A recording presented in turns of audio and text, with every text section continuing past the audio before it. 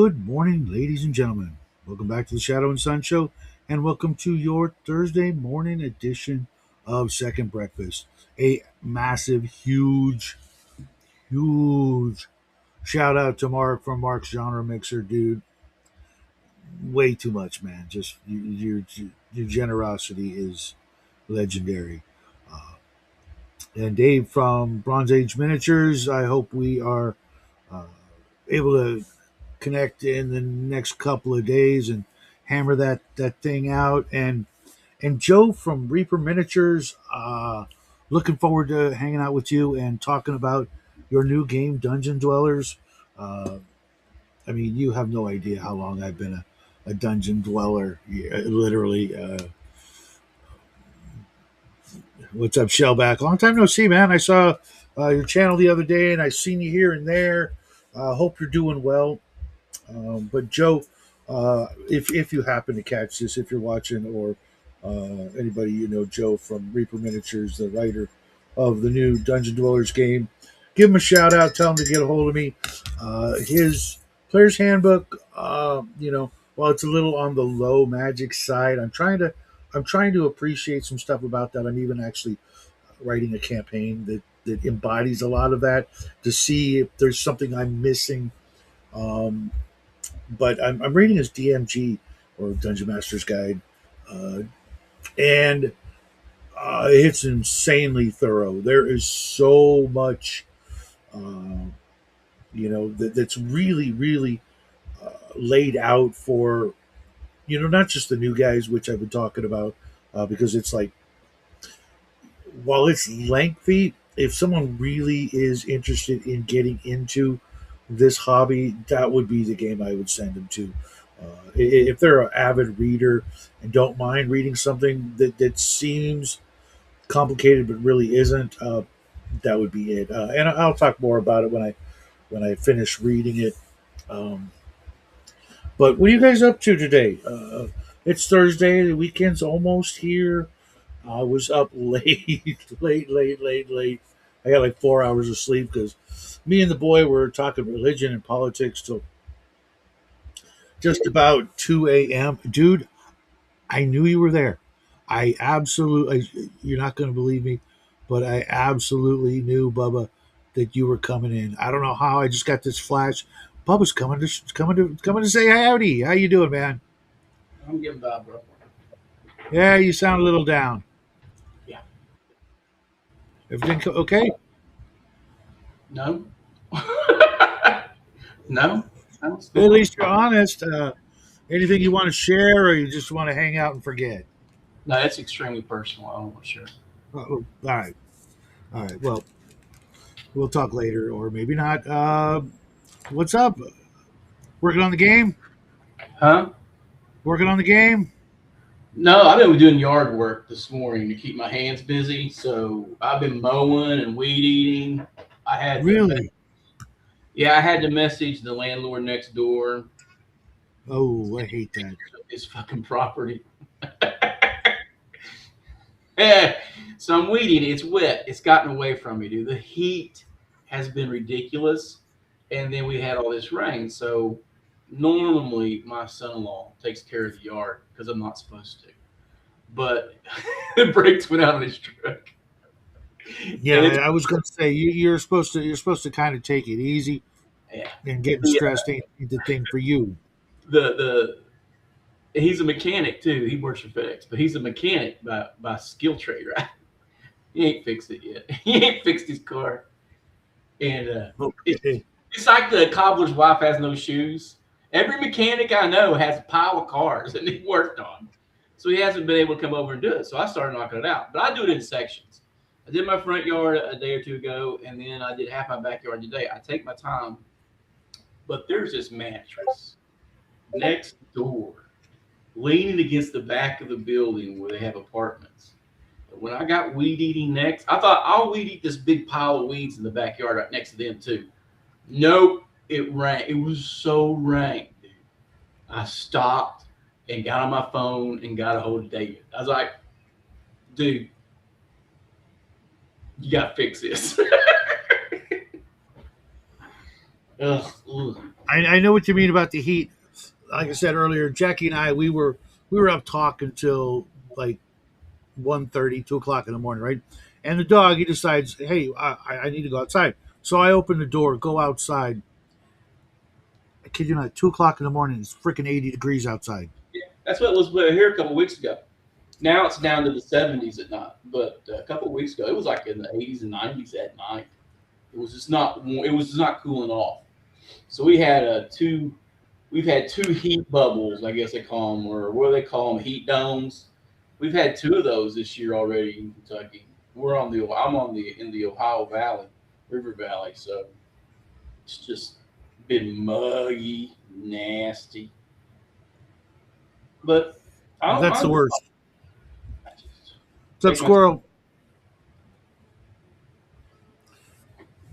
And Shellback, everybody gets unsubbed from everybody. That's just the way it is. If you don't watch uh, a channel like every day, like religiously, they think, oh, well, you're probably not coming back or some shit like that. I have been going up and down in subs from 1159 to 1163, up and back, up and back. I've gotten 30 subscribers in the last month, but I haven't moved a freaking inch. And we have Bloodworth. How you doing, man? Hey, how's it going? Just Oh, kicking it. there we are. Um, How's it going? talking the weather, being old, and that shit. How it's not for everybody. Well, I'm technically on lunch right now, so Nice. yeah, I have a long break because my 9:15 rescheduled. So I've been in the office since like 8:20, and then my first appointment was 9:15. She rescheduled, and then my next appointment is until 1 o'clock. So I had from basically 8:30 till 1 o'clock with nothing else to do. That's why I did that live stream real quick, and I was like, It's like, well, at why'd least you I'll be even able to. come in, right? Yeah, so I figured I'd come in here, say hello. How's it going, DM Beazle Bubba? Sorry. Daniel, it don't matter. That Yoda tag. Bubba. I picked that tag up for online stuff, the Beelzebub thing. Mm, Back when I played like EQ, and I just used it for everything online. mm. Yeah, but my name's Daniel. I thought about switching over to D and Daniel, but Yeah. Well, we have Bloodworth I've been using since 1996 with High Seas Trader. there you go. So it's basically a combination of my James Bond 007 victory games character plus Captain Blood from being a huge Errol Flynn pirate fan, and then High Seas Trader was a single player game, pirate game. Well, I turned it into a pirate game. It's actually a trader, but you could be a pirate. And I combined the names up and came up with Edward James Bloodworth, and I've been using that ever since. Yeah, I got mine. People call me and they call me by my online name. Why they call me Bubba? It's funny. I had a friend, a big black friend, longtime friend who passed away last year, who used to call me Bubba. I had a dog named Bubba, so it was like, dude, my dog's name was Bubba. But I got the shadow from when I was young and I was working, helping out these private eyes, these bodyguards and whatnot, and I was always right there, listening and trying to learn and stuff. And they also found out that I freaking was a big Lamont Cranston fan, the Shadow, listening to the radio shows back in the 80s, and they just started calling me that. And then without any connection, my high school principal started calling me that out of like nowhere, just like no reason. Knew none of these people. It was a million miles away. Started calling me that. I'm like, okay, I guess that's it. So it stuck. So it's interesting. All three of us are starting new campaigns. Hmm. You were talking about it this morning. I had to go over to my morning show to talk. Be there for the premiere. So I didn't catch all of it. What's your guys' number one suggestion for new DMs that they should like? What's the thing that they should like really hone in on when starting a new game? I'll let I'll let Beelzebub go first.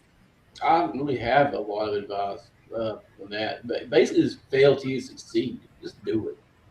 A lot of people Just don't do do it. it because they're just afraid of work and they're afraid of running a bad game. Well, you're going to run bad games. It's going to happen. Yeah. Well, there's a positive note for you, folks. Well, That ought to dude, get everybody right into the graph paper. first 10 days, I probably shouldn't run a game because I'm not in the right head about it, right? Um, but I feed off players and different DMs. They work differently. So if the players are not really into it, my DMing goes right out the window. It does. But my thing That, is that people to fail till you succeed. Find your groove. What you really want to run as a DM and how you run it. Right. Some people like just go on large expositions and describe everything. Other guys are just more procedural. I tend to try to be more procedural and be a little flowery once in a while. But the players aren't into it. It ain't worth it. So find you, that but kind of ties into bro. mine. It's enthusiasm is infectious. If you're like look at DM James back with Baptism of Fire, or now what's that game he's playing? I forget. Uh, Hyperborea. I was being facetious, just because I know he's listening, and I like giving him shit because it's his new baby. Um, There's when the DM is like bubbling over, just like, oh my god, guys, you got to see this. It spreads. It spreads like freaking the plague, Yeah. and uh, it really does. I've seen so many games like makes your like well and bleed out your eye. right. It's like Ebola. You bring a new like book. I've done this many times. Like my players are all there, and I'm bringing out my books out of my bag, and I drop this new book that just happens to be in my bag because it's this new game that I'm reading, and I'm like, and they're like, "What's that?" And I'm like, I start talking about it. It's like, "Oh my god, it's this great new game. It's called Rifts." And they're like, "What?" And they're like, Let's do that now." I'm like, "What the? I get this other thing. We're right in the middle of freaking. No, let's do that now." Because that enthusiasm, just like Yeah, it's the I'm next. a little bit like that. It's just that No. I need for the game system to fail before I look to jump ship. You know what I'm Mhm. saying? Like Dragon Slayer. Dragon Slayer, that game system failed. Um, it just there were too That's many what he's right. things in there that I'm looking for that aren't there, and I'm like, how could that not be in there? Uh, so yeah, Dragon Slayer was just a just not a great system when it's missing major expected components in there. It's like your system is based on a combat matrix. How do you not have the freaking basic combat matrix in the book? Well, there's two options. There's two options for the I monsters in know that one. there are two options, but it's stupid to do it that way. It really is. It's stupid to do that way.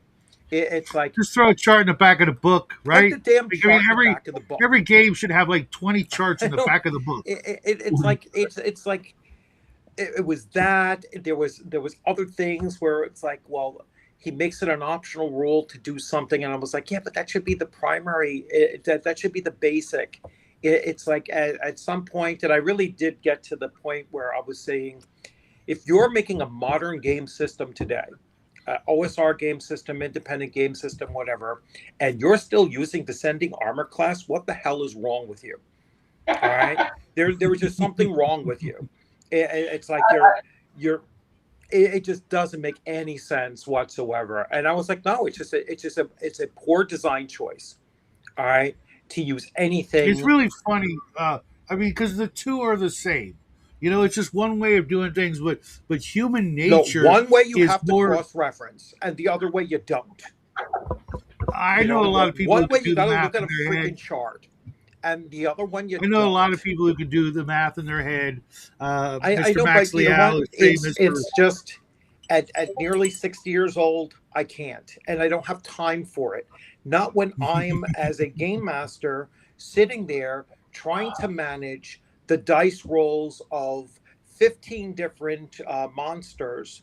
Plus, look at your dice rolls and make sure that you have your dice rolls. So I have 7, 8 players in the group there. I'm looking at the chart 27 times during one combat day. It doesn't make any damn sense whatsoever.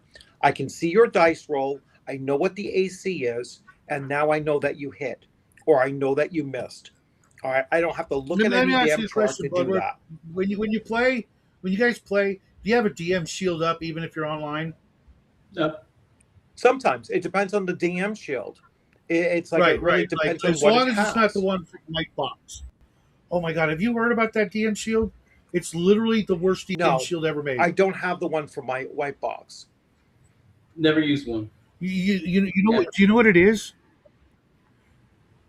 Okay, DM I shield is was just like blown away. I mean, I'd have to look it up. I really like John from the Basic Expert, but his DM I shield, like it. from what I understood, is it's basically on the DM side it tells you what page the chart you're looking for is on. That's So it's a smart. hard card table of contents. All right. Yeah. But Okay. then that means that you have to look through the book to get information. I don't want that. Yeah. No, nobody does.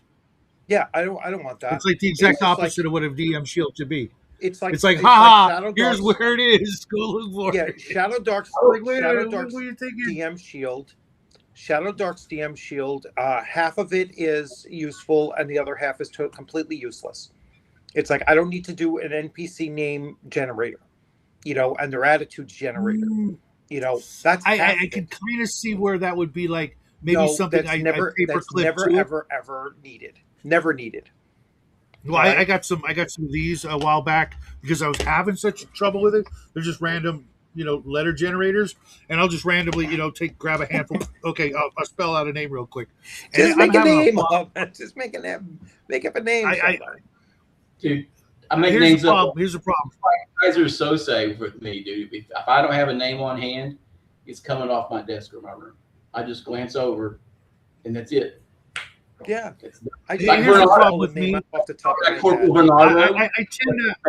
I tend to use names over and over again, and I'm trying to break that habit. Like a lot of my games have names from other games, because I know I'm never going to play that game, and those people are dead. So, I'm doing using it, throwbacks, where I said I'm doing throwbacks, and some players who've been a while will see it. That's why they kind of went over to Falco's Tavern because I run that off and on after ripping it from wrestling. But I don't mind a game system with gaps because I just fill them in. I like being able to just do it. I bubbify anything eventually anyway. After I run it raw once or twice, or like a couple sessions or a campaign, then it's bubbified. I change what I don't like. I modify it on the room, and I make rulings.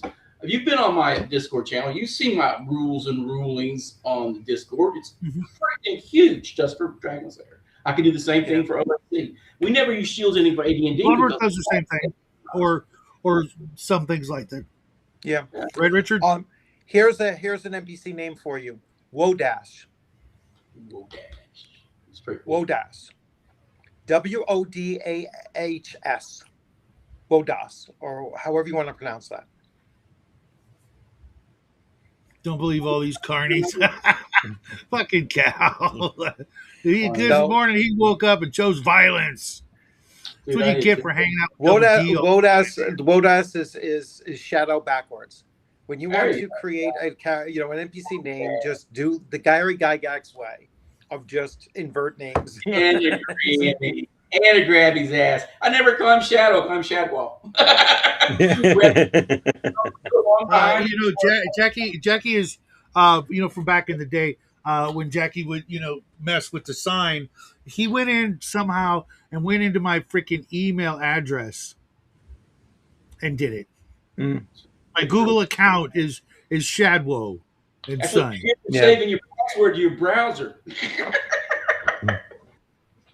But he did this like when he was like 12 Yeah. That's or something like that. You know, Yeah. So way too young to be messing with my shit. God knows what horrifying things he's going to come across on my Dude, browser. Happens when boys start messing with everything they're not supposed to be messing with. actually, WODAS actually has it's just the exact word shadow spelled backwards. Okay. I thought they were going to have a name, word meaning for it. That's even Although better. somebody Yeah, has the indie game, The ancient Gray Saxon or Garden. something. Okay, I'm stealing that. I need names. I'm stealing the Gray Garden. I like that. Yeah, The Gray Garden. It's from a video created by Deep Sea Prisoner. In the game, Wodas is the head angel and the younger brother of the devil, Kalb. Chocolate devil. KCAL, isn't that a radio station out here? I'm pretty sure that's It's a KCALB. Yeah, KCAL is like a radio or TV station out here. I am. Yeah, well, with a B at the end. The big one too. They have an '80s thing. Yeah, you know what? It's funny. We have this restaurant. God, I can't remember the name. They make sandwiches. It's kind of famous. They're crap, but you know, it's like Arby's, but not Arby's.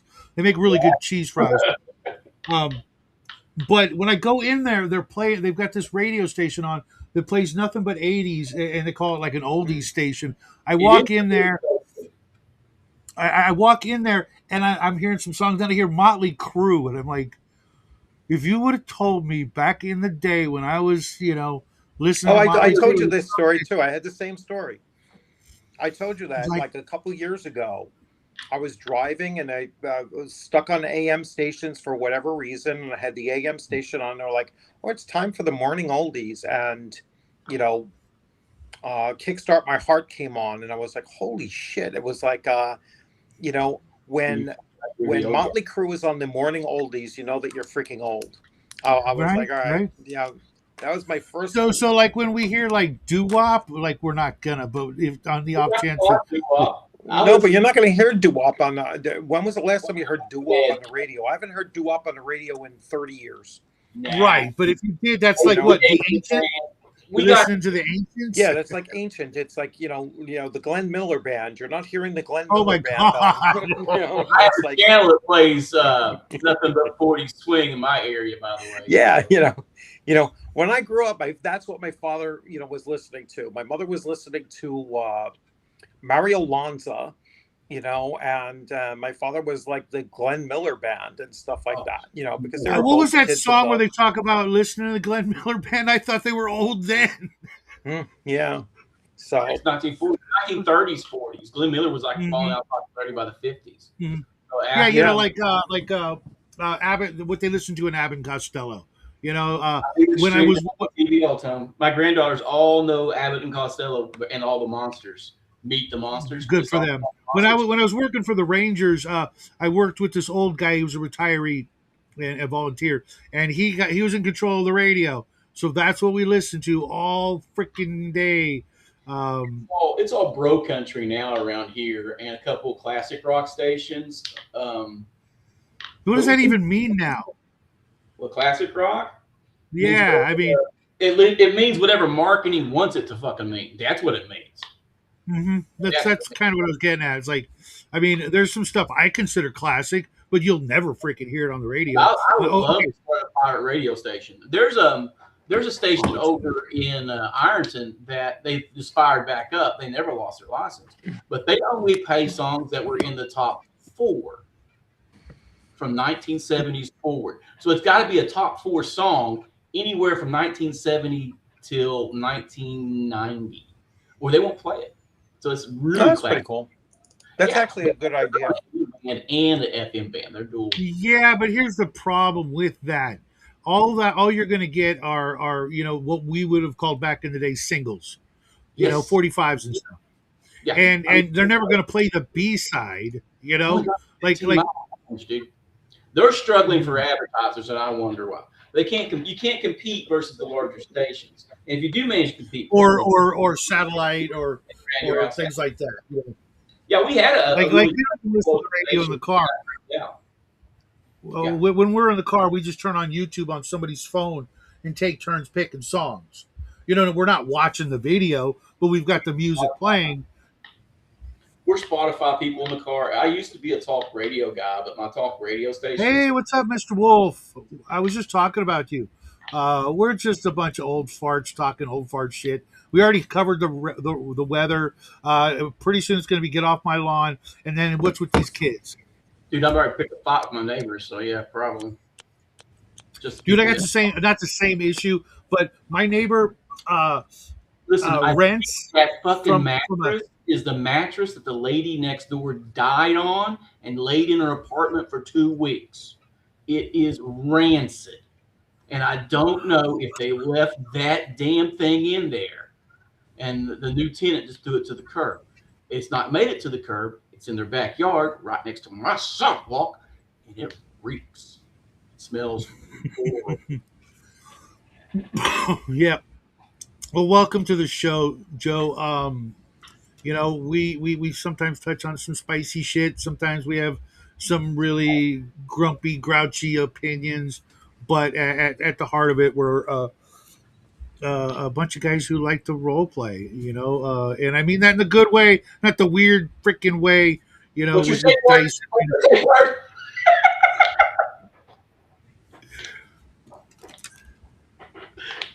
That is awesome, Cal. I love me some Bronze Age miniatures. Um, me and Joe, we're going to talk about Reaper miniatures for a minute when he comes on the show. He's the writer of the new Dungeon Dwellers game. For those of you who don't know, that's Hey OK a Wolf 13. That's Joe from Dungeon Dwellers. Really good writer. We'll talk about that later. I just got some Bronze Age miniatures in the mail, and they're freaking stunning. And if they got some stuff from Dragon Bait, that's going back a ways, isn't it? That's like, or am I thinking Dragon Tooth? I might be thinking Dragon Tooth. That's going back to the freaking, Probably they you know, backed onto it. yeah, yeah. Uh,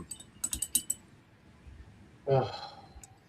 so okay, so we covered advice for DMs, you know, in a new campaign. What's up, Swords and Stones? Uh, what advice would you give a new player in a brand new campaign? I mean, a brand All right, new. hold on 1 second. I tend to avoid I'm those. chatting with Mobius here to let him know about the D&D tonight. My suggestion is number one. I think the DM Beelzebub already said it. Beelzebub already said it that Bees. Bees are bugging. that it's yeah. Don't be afraid. Don't be afraid to just just step right into it and just start playing. Don't get hung up on looking at the rule books or anything like that. Actually, don't run with the rule books at your table. Just let it go and just run and concern yourself more about the experience than you are about the rules, and you'll have a good time with it. Your players will have a better time with it. Save all rules looking up after the session. If anything came up that you're like, oh, you know what, we really do want to find out what this was supposed to be, look at it afterwards, not during the time, and then just correct from there. If it's an important enough rule to get it right the second time, then you'll do that after the fact. For me, it's something that everybody here has a problem with, mostly because of the world the way it is, and playing online or even in person, or whatever you want to call it. Maybe it's our age group. Um, don't write any checks your freaking schedule can't cash. Do not sign up for a game unless you are going to be there with freaking bells on every freaking game. Do not. This isn't just like a pickup game. No, this is a team that's expecting you to show up. Your position on the team is absolutely crucial. You're out to save the freaking world, and you got a previous engagement. Fuck you. Excuse me, but fuck you. You sign up. You show up. And then when Those you sign up, I kind of you like the better be if you sign up, you better be ready for like a year. If you're lucky, hoping that the DM don't die or some shit, you know. But I mean, this is a commitment. It's no different than signing up to a baseball team or a volleyball team or a darts team at the bar. Mm. They're expecting you. You know what I mean? They're expecting you. You cannot play freaking baseball if the pitcher don't show up. You that's forfeit the game. that's more than online issue versus a table issue. I know. I know. The Yeah. online, you do things, say things, and stuff that you would never do. If you're expected to show up at a person's house, it's different Oh missing yeah. that engagement than sitting in front of your computer in the other room. Yeah, And I'm actually sending out contracts with my lawyer for every new player. He's got this fancy new pen. It stabs you in the finger. Most of you guys should be used to that on a daily basis, and then draws a little blood, and then you sign in for my upcoming games. Yeah. It's It's like just others have said already, online and everything. I mean, stuff happens. We're all adults, all right? yeah. We all have, adulting to do as Mhm. well. Many of us, You have, sure about that? many of us have families, despite the stereotype that we're all, incel dungeon, basement dwellers in our mom's basement. No, most of us have wives and kids, or husbands and kids and whatnot. Mhm. And you know it's like life. And then a lot of us are older, and so we have, medical things come up, or blah blah blah, and it just shit happens. Mhm. I mean, I just found out, ahead of time, and I already told him, but he was like, I'm not worried about 2027. But I was like, yeah, um, ShireCon 2027, I have a freaking Canadian wedding to go to, so I won't be here that weekend. He was like, are you kidding me? He was like, but when you know something's Is coming that is up, that like a Tijuana divorce? yeah, a Canadian wedding, I don't know. A Toronto wedding is like a Tijuana divorce. I'm It's not two sure. shotguns, not one. Yeah. You got your denim I'm not sure tuxedo. what So, that even means. as long as you're not telling them the day before the session, or the morning of the session, that, hey, I'm not going to be there, then it's fine. You know, I had um, a last time. Monday, I had a player I didn't live in even. California. We don't have basements. I wish we did, because then I would live there. I would hole up there. I would never come out. I'd be fine. I got to go up a freaking flight of stairs. I'm old.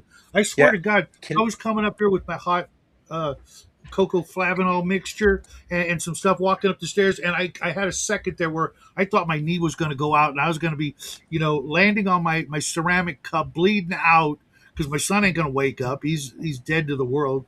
He was up till 2 a.m., and I'd be sitting there pumping out blood and hot cocoa flavanol all over the carpet, mm, unable to get up like 5 minutes before the show. So at least if you're falling downstairs, Don't even Anyways, worry about it. what's up, George? They're going to find you. Canadian wedding is when you tell people you are marrying imaginary Canadian girlfriend.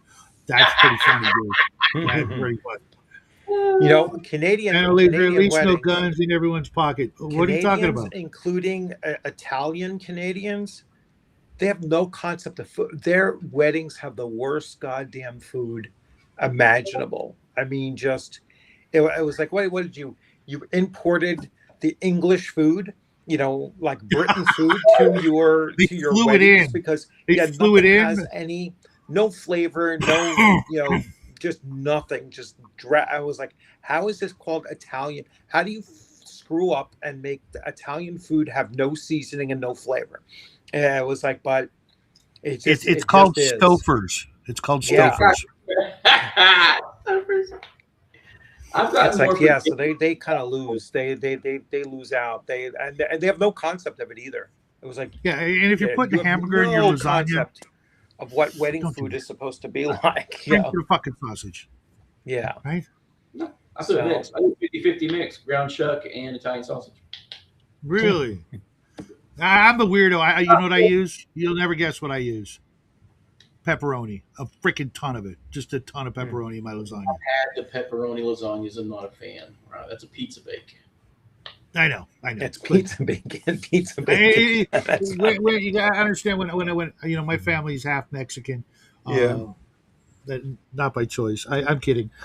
So I had to make lasagna that they would be like familiar with. yeah. Putting sausage in it. Uh, Even though they have chorizo, I mean, as it is when I make spaghetti, they put hot sauce on it. It drives me freaking insane. It's like you haven't even tasted it yet. You're supposed to taste the spaghetti sauce, not the freaking hot sauce. If you were making Mexican food or a spicy dish, I would add that beforehand, and you'd be okay. But without tasting my food, you start drowning in the hot sauce. Oh, it grinds my gears. Grinds your Taste it. gears. Chorizo burns me up, dude. I like hot food. I don't know what it is Oh, about I chorizo. love chorizo. I think it's the Oh, Mexican oregano. To be honest, I think it's the Mexican oregano. Um, Probably eating a lot of beans. I get that argument all the time with people about Mexican food. I was like, they don't really eat meat a lot. It's mainly beans.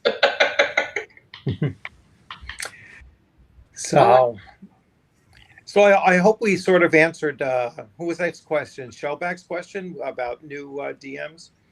no, that was me. That was me. Oh, that was That's all your me. question. Oh, And he led into a Yeah, new player. I noticed. I mean, all three of us are starting up a brand new campaign, uh, either a couple of weeks ago, which is still pretty new, or in the near future. You just started yours Yes. Tuesday. I'm starting mine in a couple of weeks on it. And it's funny because we're in each other's games, from time to time and stuff, and we've all got completely different styles of playing or running, maybe playing. I don't know. That was always the And goal. The original goal of Dungeons and Dragons, which everything else beyond it for a fantasy role playing game is a derivative of the original game that started in Armstrong's basement, is that they should be 5,000. If there's 5,000 DMs, there should be 5,000 different games. Period. yeah, there is no really wrong way, unless certain things are being done that have nothing to do with gaming. I've literally Yeah, heard friends are of just like stuff. animal Yeah. sacrifices before games. I've literally heard about that. Okay, back during the Satanic Panic. I mean, I was invited to a game, and I'm not going to go into it, but I passed when they wanted me to wear a black robe and shit. I'm like, That I'm happened because 14, man. Ain't no way I'm going to end up on that table. You know what I mean? I've seen the Frazetta covers. I didn't want to end up, Somebody saw that velvet painting sacrificing. and took that shit to heart. How do I get blood out of velvet painting?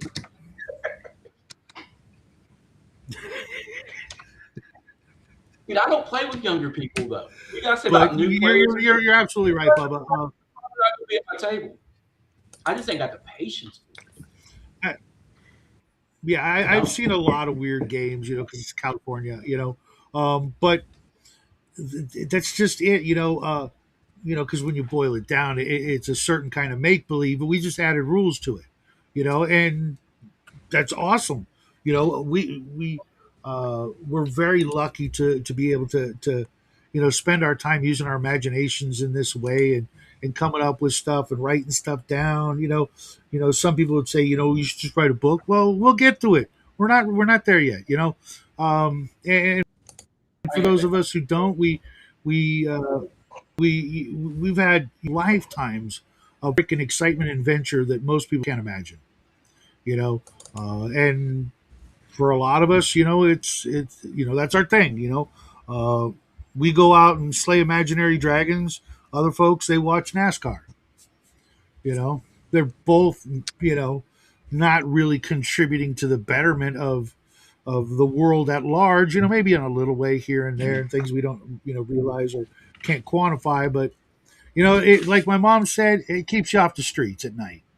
What's got a different kind of hobby? And trust me,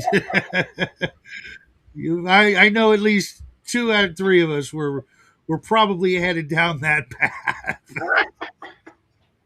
They started smashing all the Not for block the candy. same reason, but we could. I mean, I got a brother who's never getting out of jail. I was a lucky one in my neighborhood. I got one. I'm not surprised. I'm surprised he's not in jail. I don't know how he's not back in. He's a repeat Who? felon. My brother. I Oh, have okay. So I have lots of half brothers, but my brother, I am shocked he's not back in the pen. He just got out of the 10 there's years. there's literally a video on the internet of my brother being sentenced and the judge saying, "I can never allow for you to ever get out." 400 years.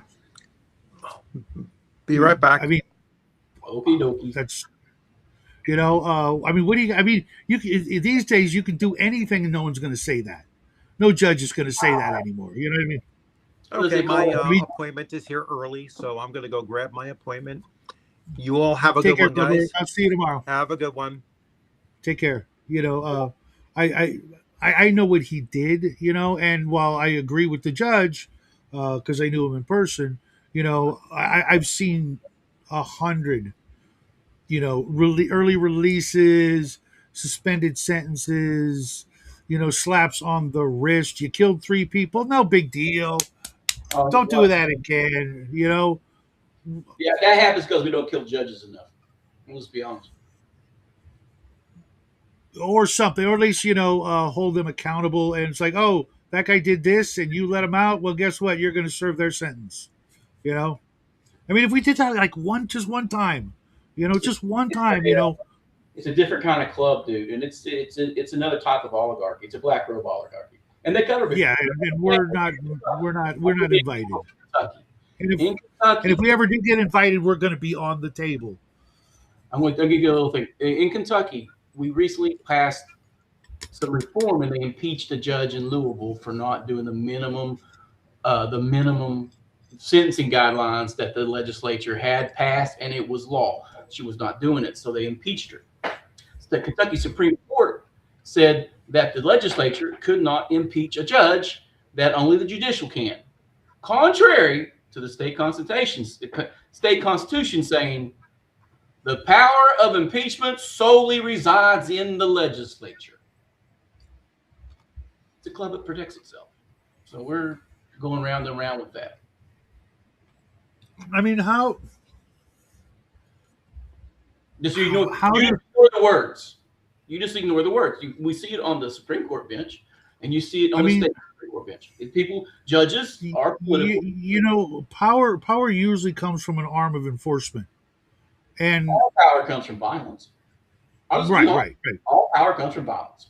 Oh yeah, yeah. I'm right there with you, and I'm wondering, what, who. I mean,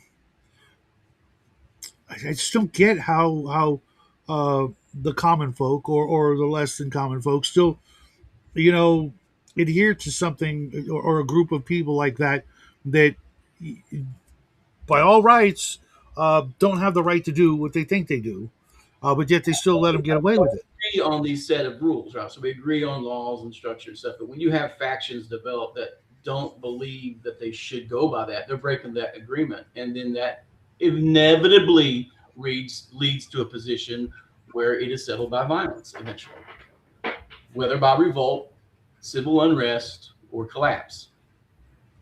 It's just a matter of time. You know what? I use olive oil and a little bit of salt in mine, but I don't put Tabasco in my spaghetti.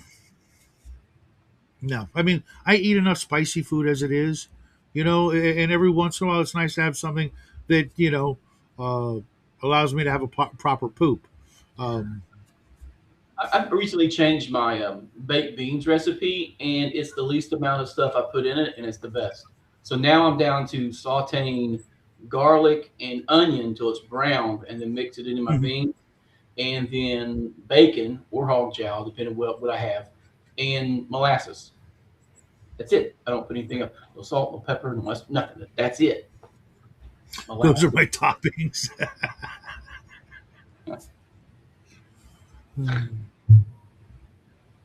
So now we've come to the food segment of the show, Joe.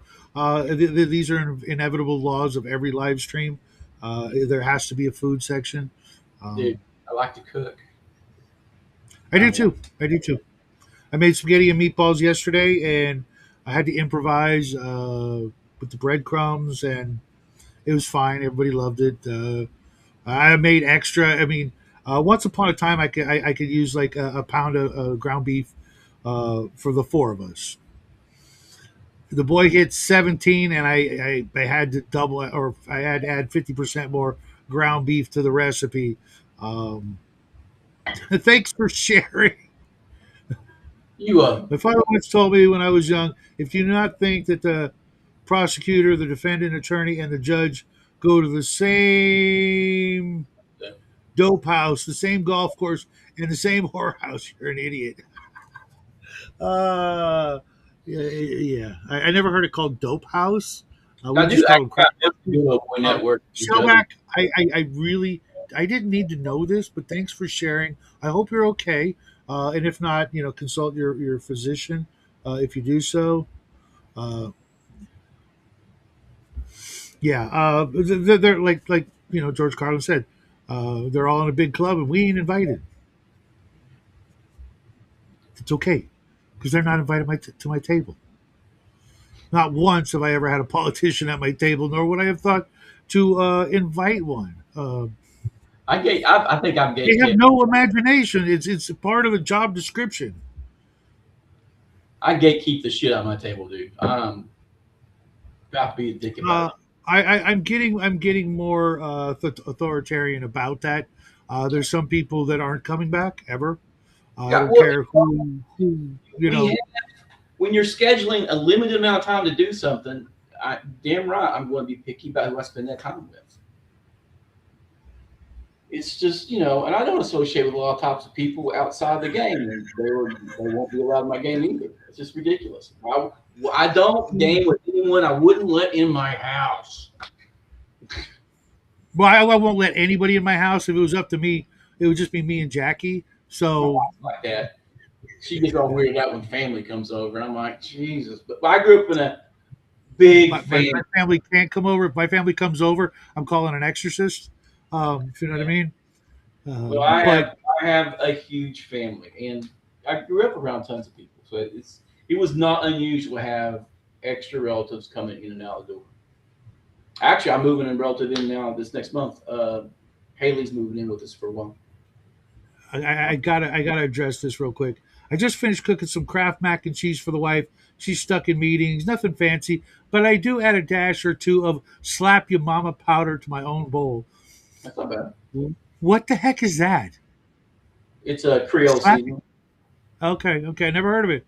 I just had a Oh, prescription dude, I buy, medication, so I that's buy all I it in use. big old, I buy it in the big old jugs. Okay, That's what I put I on my never hog. heard of it. That's what I put Just on never my heard of it. pork belly bites. Oh yeah. Cool. It's a funny sounding name, and it could have been slang for various things. Dude, Um, you should read the names of hot sauces and the powder mixtures. It is hilarious. If I Yeah, ever we've go back, got like a whole aisle of that shit in my local store. But I've never seen that one. oh dude, what's Southern? It's a spicy Southern thing. Louisiana, Creole. That's Creole.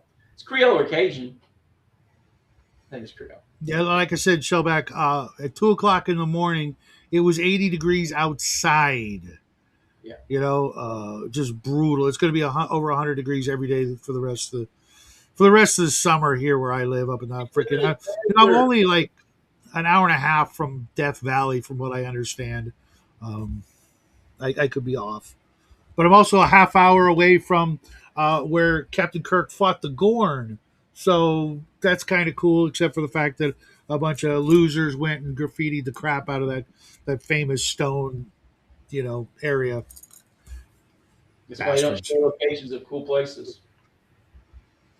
That's why I If hate my these. family comes over, I'm calling ICE. I Party. can't do that because one of my Latino family members is a cop, and he'll just say, "No, it's all good. I already checked them," and Um, but it's just so weird because they don't watch science fiction or fantasy or mystery. They're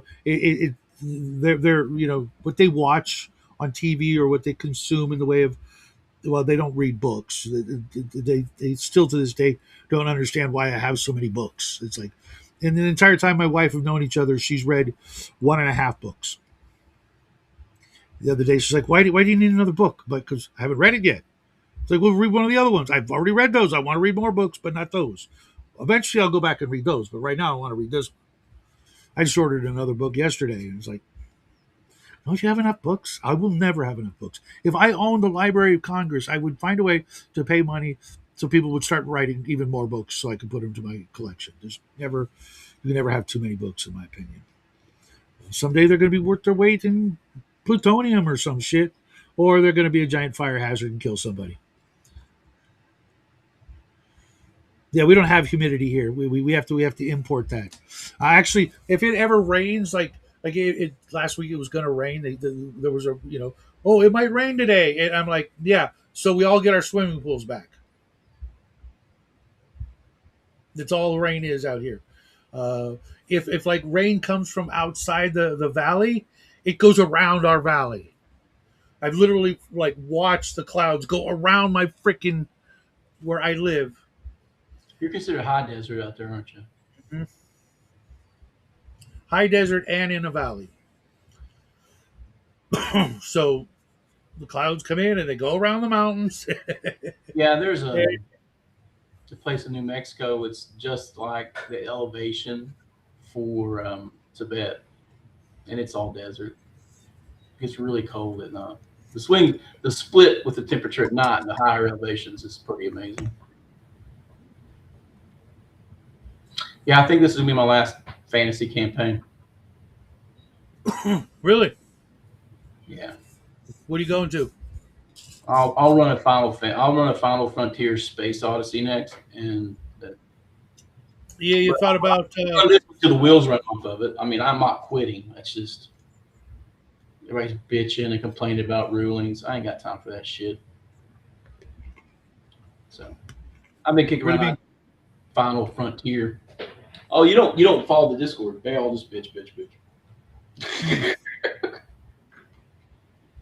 They're sniping. I was thinking of using that for an upcoming game, but then I got Blood and Dust, and you know me, I'm a big Yeah, Weird West guy.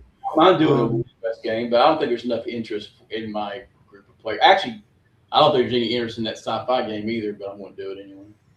yeah, that's kind of why I'm holding off, and I came to a not a conclusion, but I kind of figured out. Um, you know how I'm always saying I'm wondering why fantasy is so much more popular, etc. For gamers in general. Because it's easy. It's so much easier. Like, because I was trying to write two different games, right, or campaigns, fantasy, science fiction. Well, with science fiction, I got to do like research into technologies and into physics and a lot of scientific fields to I really think feel it's comfortable. space opera. I think the difference is that if you're doing a gritty science fiction game, it reminds you too much of reality. And at the Well, core of it there is is that element. But for the GMs though, because like if I could write and get all the stuff down, I could sell it. I could get I could be enthusiastic to the right group of people, but it's so much easier to go like backwards and simplify things. I don't have to be know anything about electricity to run a D&D game or mechanics or there's a lot of technical things you don't need that just don't exist. The tech level is so much lower that it's so easy that all you're having to really construct on paper is the political situation, the religious situations, where the monsters are, etc. It's just overall a simpler society where any aspect of a futuristic society, you got to do a lot of world building in a lot of technical fields that, let's face it, most of us don't have that expertise. where you hand wave it as space odyssey and it's just techno magic. Most Right, which the VCR can okay, I understand how VCR works. Most people couldn't figure out what the physics or how a VCR actually works. Might as well be magic. mhm, Magic box that reads tapes and makes video. mhm, So we're mhm. at that point now in our society. Right, right. Just rub a little Robitussin on it. Yeah. Um, and the more I was No, studying that'll get you fun. physics and astrophysics and trying to learn as much as I could about uh, science and space travel from all the physicists and theoretical physicists, the more I realized that it can't be done. That's why we're not doing it. We figured out that we're not going anywhere. We're stuck here and nobody's coming to us because it's just absolutely, um, it just, as far as I'm concerned, it's impossible It right can be now. done And by the only way robots. it's going to, pardon? It can be done by robots. Right. And even then, with our fastest technologies, we're not even one You light speak do it day. by We're like opinion. one light day closer to our nearest, neighboring star, and that took us 50 fucking years to do, or some such.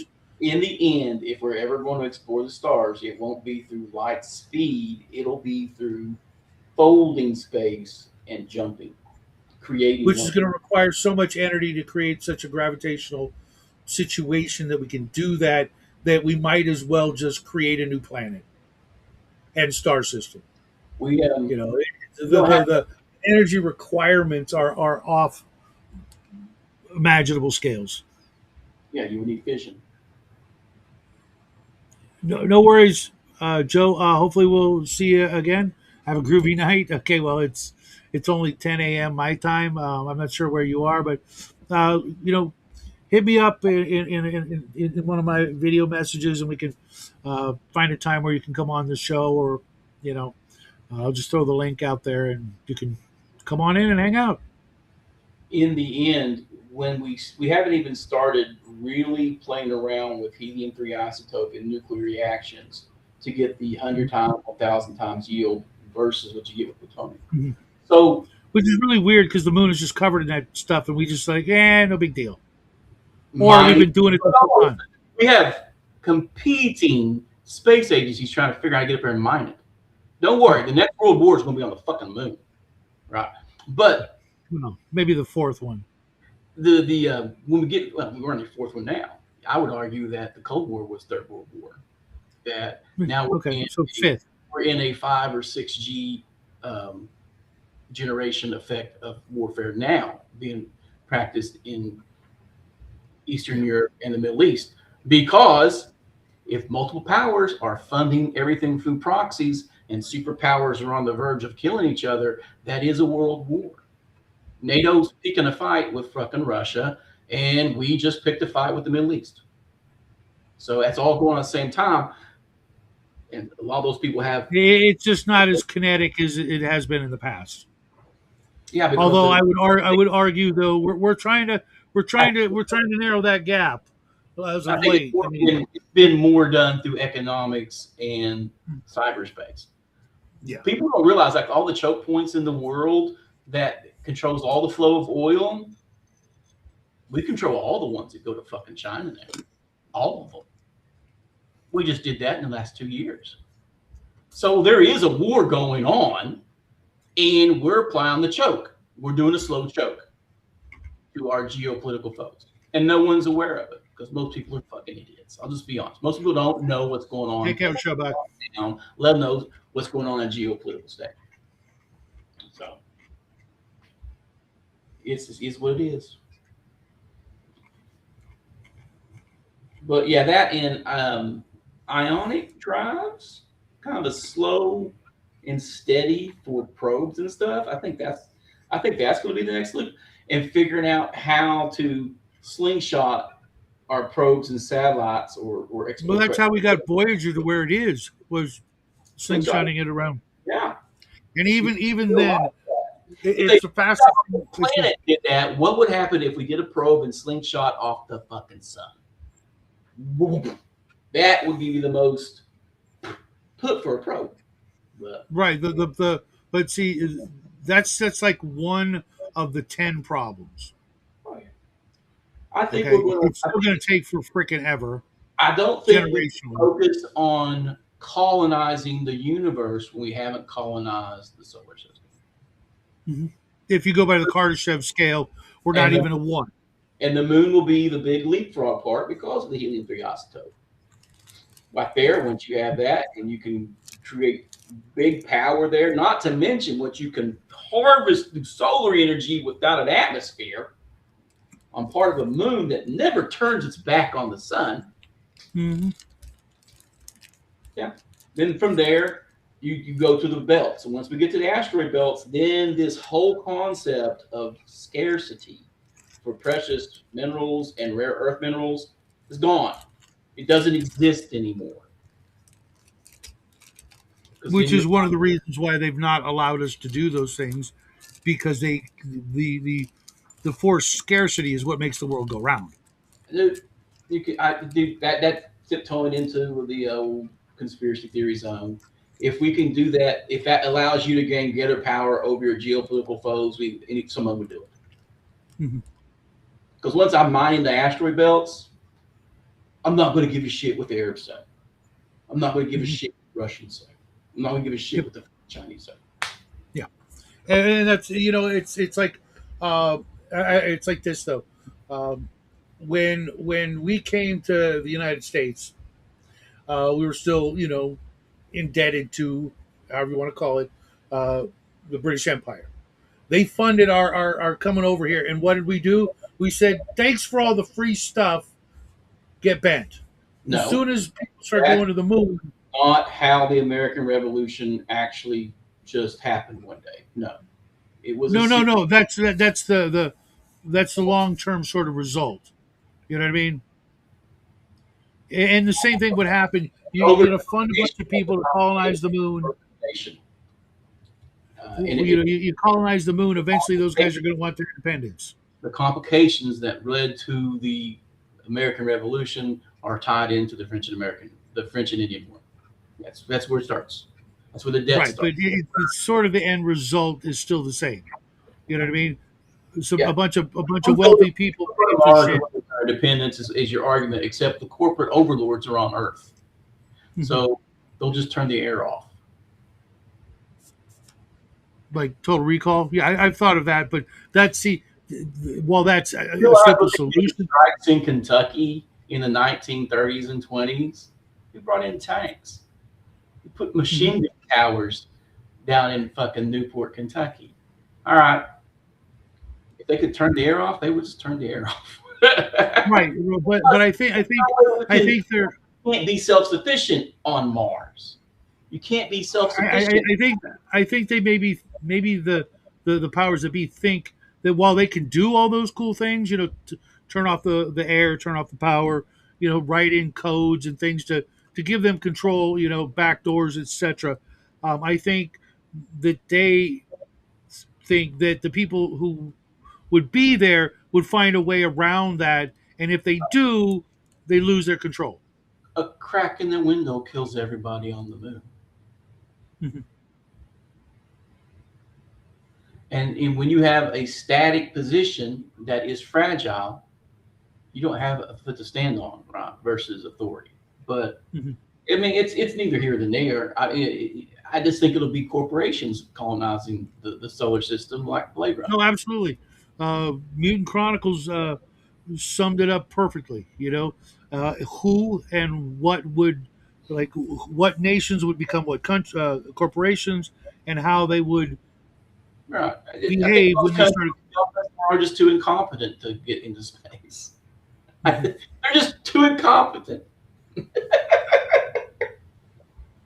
It would be nice, and I would absolutely love to see some of that.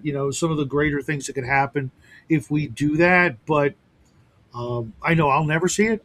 We were only Maybe given Jackie opinion might see the beginnings of it, but I think the social engineering uh, is the folks in charge want to get it to a point where they have much more control over the individual human than they do right now. yeah, I don't really worry about it. I just don't. Because I like science Well, fiction. I like when it that, comes to but trying to we write were a only given dominion under the firmament. So the Lord only gave right, us this one spot.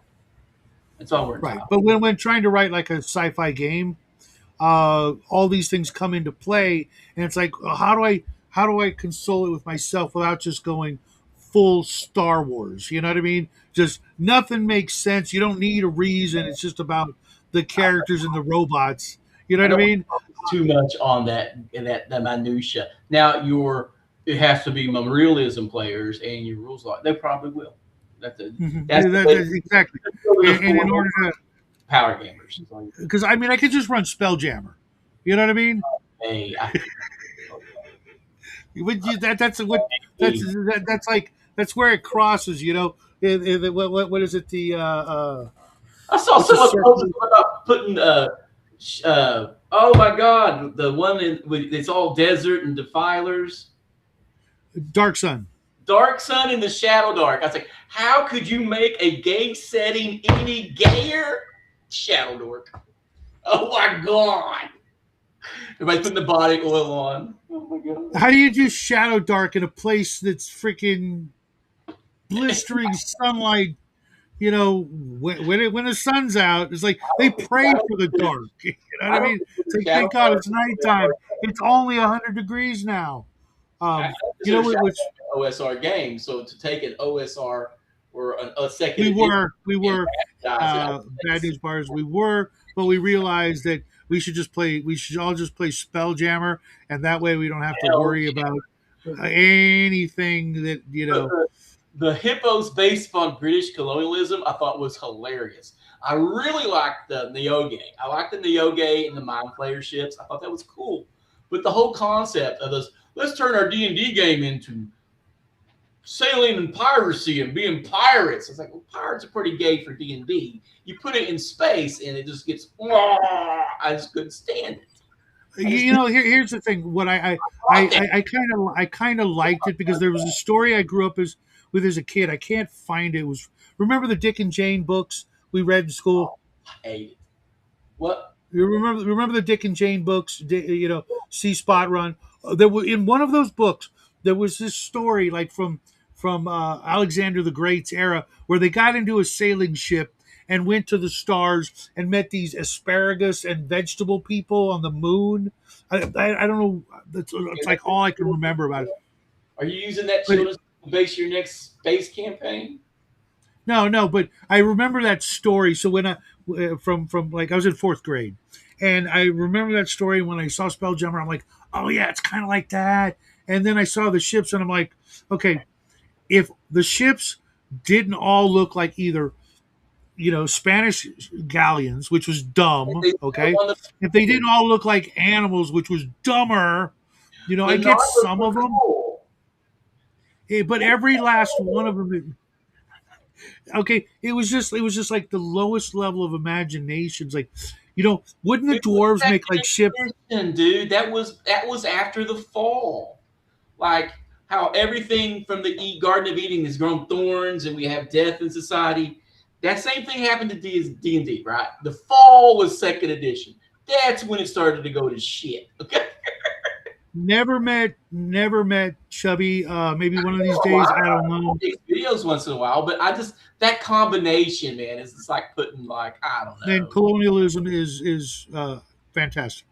But if they would have made ships that were like completely like more like battleships, but magical, that to me would have got me. I would have been. I'd still be playing. Be like Warhammer Epic. Spell. Yeah. What? Warhammer Epic. The Warhammer universe makes Space Fleet Goth. shit, dude. If the ships were more, believable instead of these, like a ship shaped like a butterfly. They were powered Like, by slaves yeah, on treadmills, dude. what in Warzone in Mutant Chronicles, the spaceships were run on gasoline. I don't know. You got a third level mage you can run the Spelljammer. I'm like, you can't even throw fireball yet. How you getting this thing to fly? Well, I love the Spelljammer helm that you had to throw magic items in to power it. That was like, oh, this is Forge. Yeah, just feed it in there. There's so many. I know some players that just shoot themselves on the spot. Like, don't throw that +1 dagger in it. I need that for minions. That's my minion dagger. Yeah, I know. 40K is like crack. I I'm telling you, you know, arena because I'll never buy a card, but the digital I can struggle through and do it for free. yeah, it really is a weird situation. I mean, people. I mean, think about it. You know, there's some people out there that spend you know, a month's mortgage on their 6 month habit of plastic. I'm one of those guys, but not The on only Warhammer. war game I play now is BattleTech. I spend $20 every 2 weeks. That's it. That's my war. There are a bunch of war games I would love to play, but I've decided, you know, skirmish games are one thing, but if it's going to be like a war game, it's going to be in like 6, 10, 15 mil scale, not freaking 28. The Just like next one, two. if I want to get back into wargaming and actually leave the house and associate with the war gamers in my community, which I have a huge wargaming community in Northeast Kentucky. It's fucking ridiculous. I'm getting me a filament printer and I'm doing the ones off Fat Dragon Games. That's it. And if I can't print it with a filament printer, because I'm not bringing a resin printer in my house, I have too many grandkids to risk kidney damage, then yeah, I'll play. But Fat Dragon Games makes it, and they make it where they can print. They got one. Their space war game is kind of like a ripoff of Star Trek, but I think the vehicles look better. I think they look better. I did see our good friend James L sent me, and I'll try to repost the link for a war game. It's mechs against kaiju. Yeah, that was BattleTech Dark Age did that. That's what BattleTech You tried know, to but do. it's like a new crowdfunding thing, and BattleTech it already did it. looks uh, okay, but they're a little too. I don't know. I can't get into the history. I can't like They pretend made to a even care. Universal Monster Skirmish game, right? What? You know they made a Universal Monster Skirmish game, right? No, no. Let me I know find they it. made something like that, but I don't know what you mean by Universal. That's the studio that made all the classic monsters. Like, Oh, really? yeah, it's based on it. I'll find it. I'll find it later. I Okay, think okay. I Because thought James it's sent me cool because I'm a this big monster kid at heart, dude. I love that shit. But even right, though and this particular Kickstarter, you know, it's got everything in the including the buildings. It's like everything you need. Here you go. You can either print it yourself, or they'll print it for you. And I'm like, this looks like something I can get behind. Me and Jackie, we played all the PlayStation 2 and 4 monster games, War of the Monsters, Godzilla. We had like 2 Godzilla games and War of the Monsters. Had so much fun playing that. And then we played Giant Monster Rampage with his giant Lego I like Duplo Rampage, block. that video game Rampage, I love that Yeah. game. I used to play that. And Hey, actually, I'm wanting to get an Atari again. I want to get an Atari VCS and play all the upgraded versions of the old Atari games. Bubba, where are you from? I'm from Kentucky, northeastern Kentucky. Okay. There you I'm go. Bad from news. hillbilly. Uh, so was, you know, a good chunk of my mom's side of the family and Northeast Kentucky. Georgia. I'm up by the border, the part of Kentucky that touches Ohio and West Virginia. I can see both states from my house if I really want to. But the Yankee side of the family, they decided to move to California a couple of generations ago. And Yeah, I thought you said you were from Virginia originally. no, I moved from California to Virginia for a job for a couple of years, and then moved back. Um, Oh, okay. I'm a beach bum. I grew up on the beach and surfing and all that crap and I grew up in a holler. boogie boarding. You ever been boogie boarding or surfing? Yeah. Okay. I've been tubing on the Ohio River, pulled behind a motorboat. I've done that. I've spent many a Saturday drunk off my ass in an inner tube floating down a river, having no idea where I was going I would or stick where my I was. toe in the Ohio River now, but when I was a kid, we would go out in it on tubing and stuff. But I would not even put my toe in the Ohio River now. Now, if I go down the Red River Gorge and stuff, buddy, that stuff is crystal clear water. I'll get right in it. We got this place up here, not up here where I am, but in California called Lake Elsinore. and I used to go there all the freaking time. Nothing but a bunch of drunk I am in Californians Appalachia. doing drugs. Yeah, What? northeastern Kentucky, eastern Kentucky is Appalachia. Appalachia stretches from Georgia to Maine. But yeah, I'm an Appalachian Kentuckian. We Southern. got this place called Lake Elsinore, right? And one Saturday, I was there, and I happened to look down, and I realized that there was paint on the ground under the water for parking spaces, Mhm. which meant the lake that I was in was once a freaking parking lot, and not that long ago. Right. It So it was like wasn't even really a lake. yeah, It it was was like like, fish wait oil. a minute, I'm I think floating there's in a more freaking parking lot artificial full of lakes water. in the United States now than there are original lakes, to be honest. Especially in states like Texas and California. Because California was predominantly just wasteland until you guys irrigated the shit out of it. Mhm. Yeah, I thought Squirrel was like a Pennsylvania, Ohio. His accent Oh, really screams Pennsylvania. Oh, you're okay. There you go. Smoky Con. See, I was talking about the other day. I've not been to a con in forever, and I'm 2 hours from Origins. I used to drive to Origins. I'm an hour and 20 minutes, hour and 15 minutes from Charcon. I just won't go. I just don't like being around people that much. I was talking about that on the Red Room server, actually.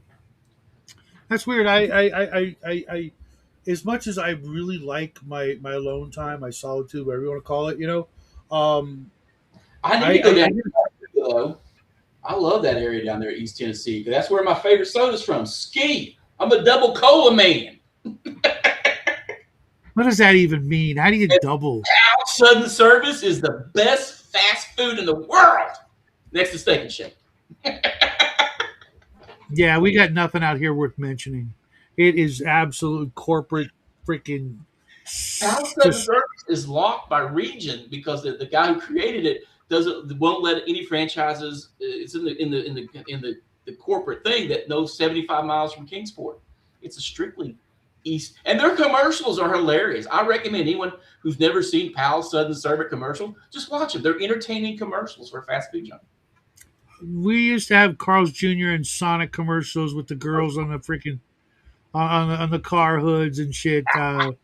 You can't top that, in my opinion. Sorry, I So mean, Pal Sudden Service are just hilarious, dude. They're so funny, and their food's good. And they got our best fast food is either Carl's Jr. Uh, or In and Out. And In and Out, while they say they just moved corporate, we know that's code for we're getting the fuck out of Dodge as soon as we can. Steak and Shake, dude, is the number one burger place I go to now. Steak and Shake. And then I Uh, want to check out Smalls because we're having a Smalls open up on the 21st. And it's just sliders. And I'm kind of really interested in checking it out. I might do a video. Omen, I would, but it's probably on Amazon, and Amazon hates me. Anytime I try to watch anything on Amazon and I don't pay for it, they say we're having trouble. Come back later. It might be on Tubi. Find out.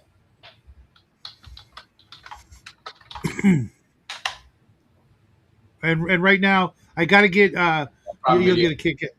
You'll get a kick out of this. I just picked up the Billy Jack DVD box set, so I got to get through that before I watch anything else. Dude, they opened up like 4 in and outs in Tennessee, and Mhm. it's insane how long the drive was to get into those places. Mhm. I'm kind of if I'm Uh, the next time we go down to the Gap, I'm going In and Out. I've never been to In and Out Burger, but I okay, do like I'll give you a tip. I'll give you a couple of tips. I love In and Out, but what we do is we drive there, we park, and then we go eat in. We might have to wait like 10 or 15 minutes to get a seat, but they will kiss our ass every second we're there. The food is great, um, and instead of doing the car thing, which everybody's like, we the usually one I go to, when we get like takeout like that, me and the wife, we'll go to a park bench because she don't like people eating in the car, and I don't blame her. I don't like eating in the car either. I'd rather go sit on a park bench, enjoy the view.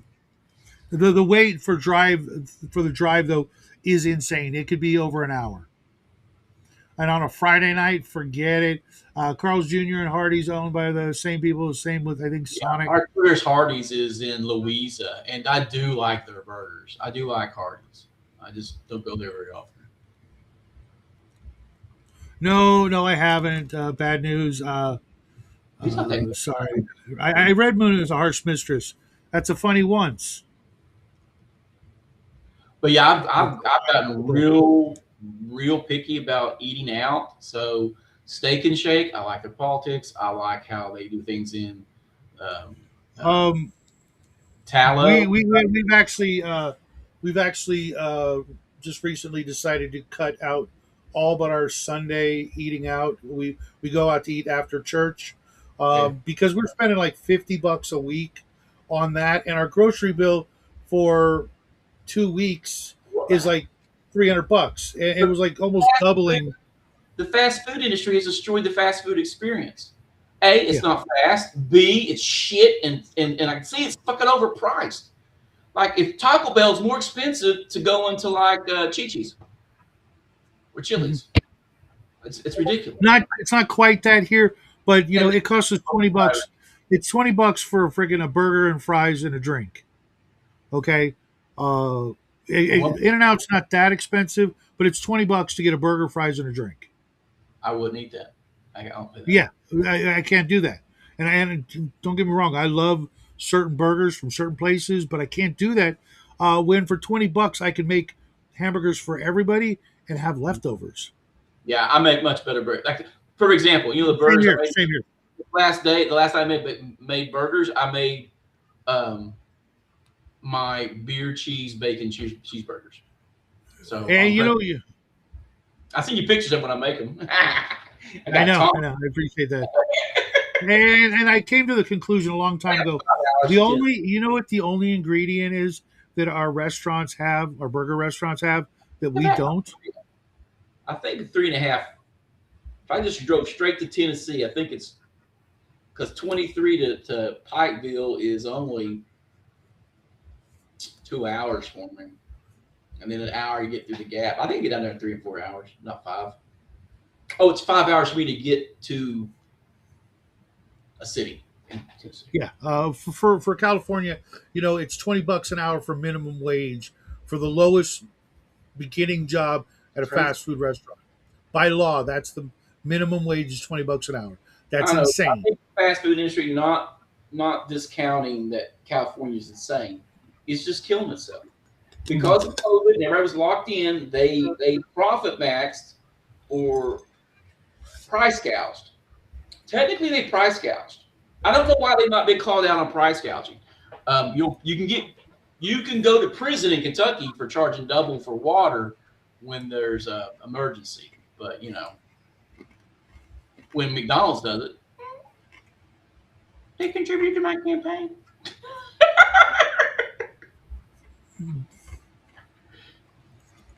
That's what it is here by law.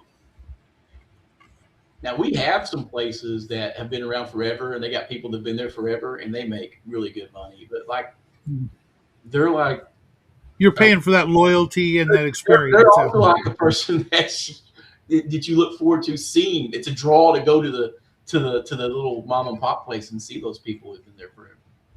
But most franchises, when you get to a certain point, they try to shove you into assistant manager, or they just get rid of you. This is a really good point, Squirrel. Don't forget what they took from us. We used to have the dollar menu at Burger King, McDonald's, and Taco Bell, and be able to go into Walmart and buy a lobster, a hamster, and a shotgun 24/7. I don't mind the shorter hours. It makes it more like the 80s. There were only two 24-hour places in the 80s where I grew up, and that changed when Taco Bell came. Mm-hmm. Taco Bell was like the first 24 Jack in the Box. Jack in the Box is one of the few. Do you guys remember the old Jack in the Box midnight munchie meal commercials? We didn't have one around here. No. Oh. I'll try to see if I can find one of them. They had these commercials where it was a stoner kid. Literally, you could totally tell, right? And and Lexington advertised like the dudes were always bleary-eyed. Hey, you want to order pizza? Exactly. They had this stoner kid and this Jack in the Box puppet with the same guy's voice. And I'll tell you a funny story about that. Talking about, it's midnight, man. I got the munchies. So they made this midnight munchie meal, which is cool. But if you order it any other time of the day except after midnight, they add like $5. I'm like, fuck you. You serve breakfast at 3 o'clock in the afternoon. It ain't. You're not doing us any favors. But the original guy, if you guys know who watch or ever see Jack in the Box commercials, the guy whose voice is behind the ball-headed Jack in the Box is the guy who created that look, created the first commercials, and pitched them to Jack in the Box and said, "Hey, how about this?" And they're like, "Oh, we love this." The whole attitude and everything. And he was in a couple of the original commercials, and you could see him. And he's still doing it, 30, 40 years later. He's still the same guy doing. He became the mascot and the genius behind the way they marketed. Because before that, it was a cartoon clown that was kind of on the borderline terrifying. If you're afraid of clowns, you would have been afraid of Jack in the Box. A lot is. I think it's funny. I don't understand everybody wanting to make clowns as terrifying as they can during Halloween. I'm like, sounds like you got problems. But I was always raised that if someone's got a paint a smile on, you can't trust that person.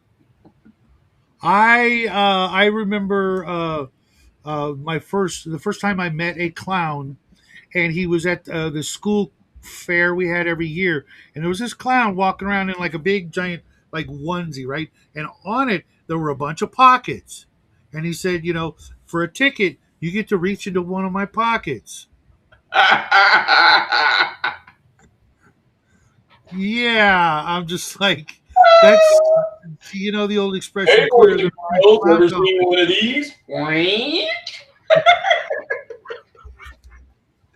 That's proof that there's no such thing. Clowns are fun. Clowns are loved by everyone. Cops and commies eating fags. Everybody loves a gag. That's a Vandals song, man. I love it. Wow. I told my granddaughter, I picked her up from her cross country practice today. She could have lunch at Steak and Shake. She was all excited, and she laid down to take a nap. Yeah, it was very creepy. And mind you, I was about like 8, and I knew, like, I ain't sticking my hand in this guy's pockets. Sure, he's got some pockets around the knees, but no. That was, you know what I mean? The clown pockets' gimmick, dude. He may not have even been a pervert, but your adult mind, that's definitely perverted now. The world's poisoned. No, because as a kid, I was creeped out. I'm not putting my hand in this guy's pocket. You know what I mean? Just not doing it. You want to hear something weird? My ex-wife's entire family had gone to clown college. That explains a lot. There's pictures of them in their clown outfits, like a 80s family portrait, but they're in clown outfits. Dude, you went into this knowingly? I'm a grandfather. I'm 55. I got 14 grandkids. I'm 59. I'm 59, and I don't have one.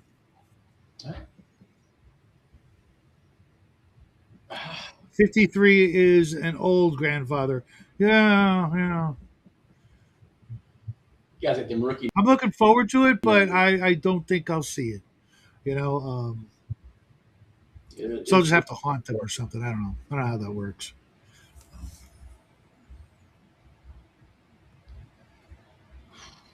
It's a shame too, because I'd be a great grandpa. I'm going to have to set a day up and RP the other two players who were not with the party to get in with the party. But I'm not running people's characters NPCs anymore, dude. Fucking hate it. I got too much else going on in the dungeon. I'll do it in a pinch, but after a certain amount of time of if you miss enough games, you're just out. You need to have a party who can run your character, and I can make that sheet available to both players.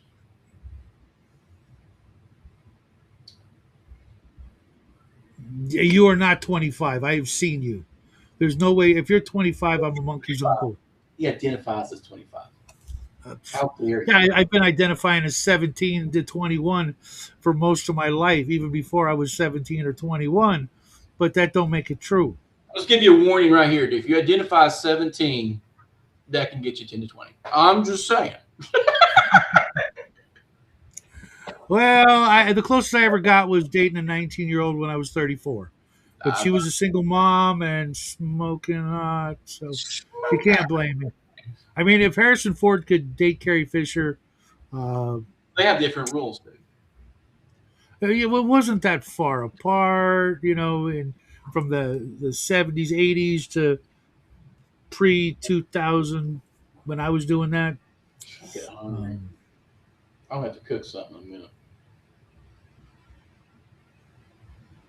yeah, my breakfast is either 3 slices of bacon or 2 breakfast sausage, and then I skip lunch, trying to lose some weight. 2 cups of coffee. That's my breakfast. I don't eat before 10:30. Usually at 10:30, if I'm going to eat, I'll make something. Yeah, I used to do that. Coffee for breakfast and lunch, and eventually my stomach said, "Don't ever do that again."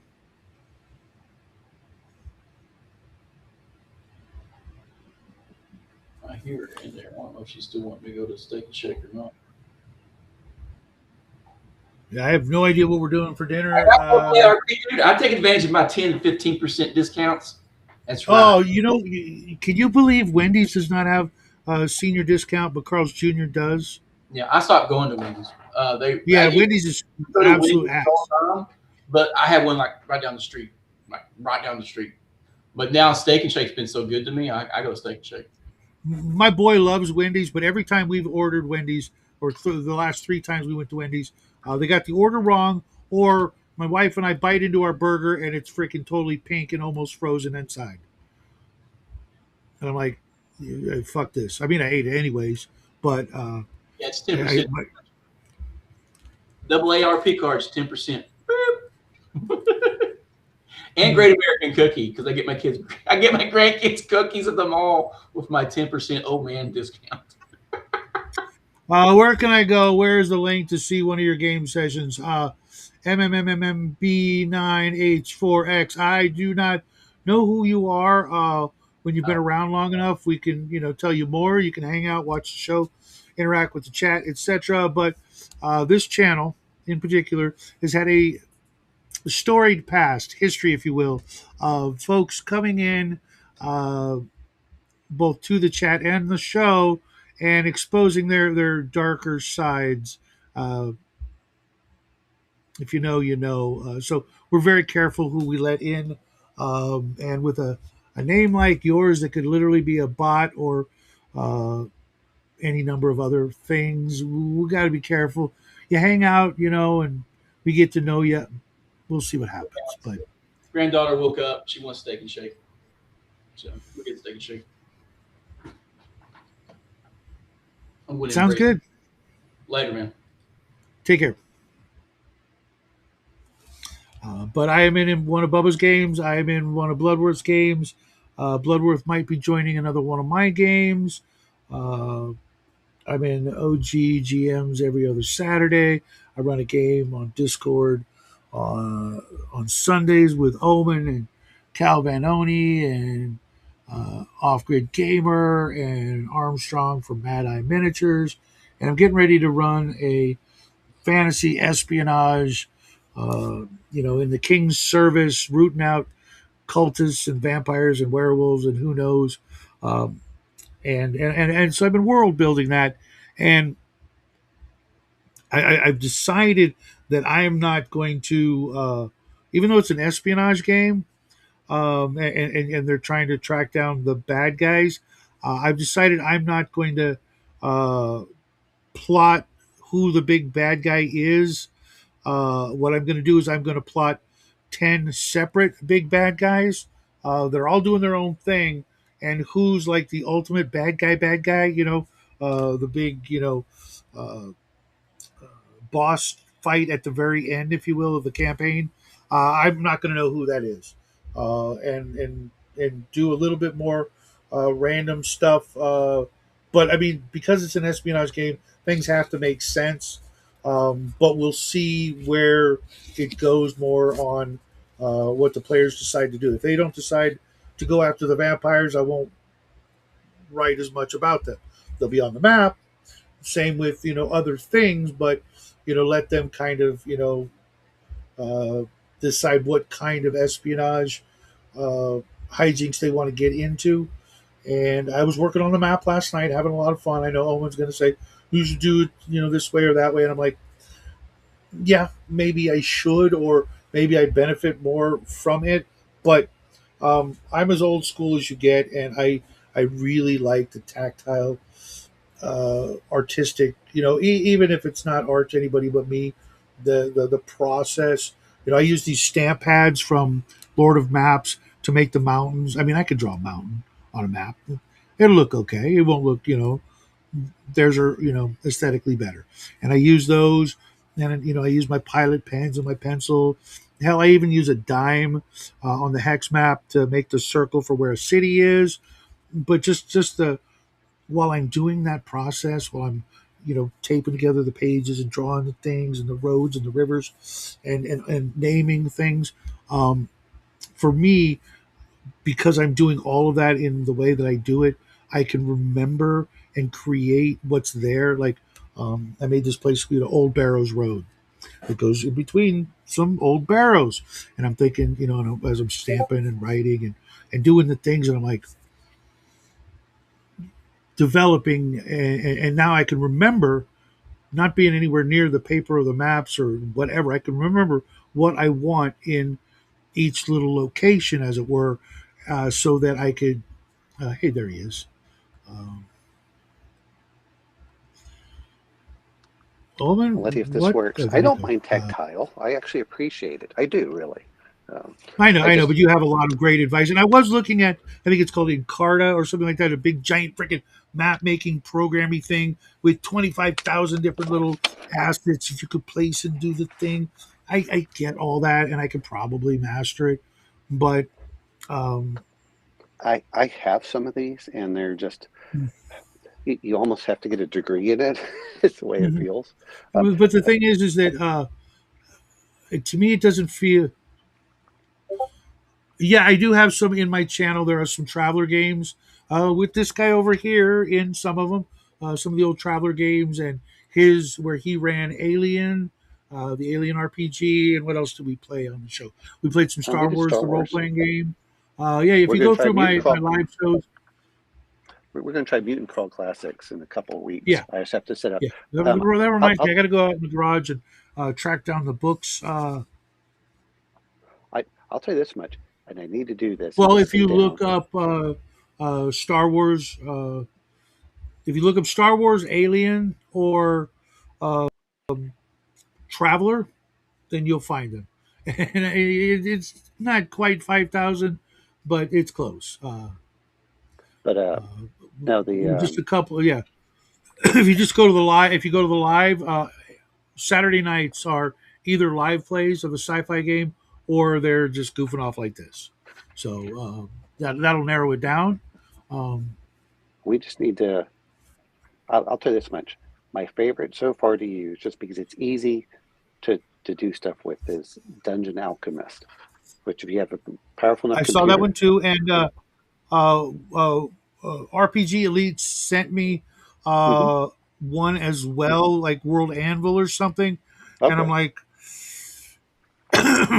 um, So, so what I like about Dungeon Alchemist, and I think that RPG Elite also, he really likes it, is it's very simple to use, and then you can add more stuff after the fact. So it kind of automatically generates, but you can put a. What I always do is, I get the, because a lot of stuff comes in PDFs, I just get the image of the map, and then I do that, and then you can export it from there. But if you want to do stuff just organically, you can do that too, and it gives you a lot more power. But for just the basic, 2D map, it works great. You just put stuff on top, and it's fairly colorful. And um, there's also Dungeon Draft, which I think works pretty well. There's a lot of them that are easier to use rather than like I have. What is it? you know, Campaign Cartographer. That one gives you a lot of mhm, power, but it's also has a very steep learning curve. mhm.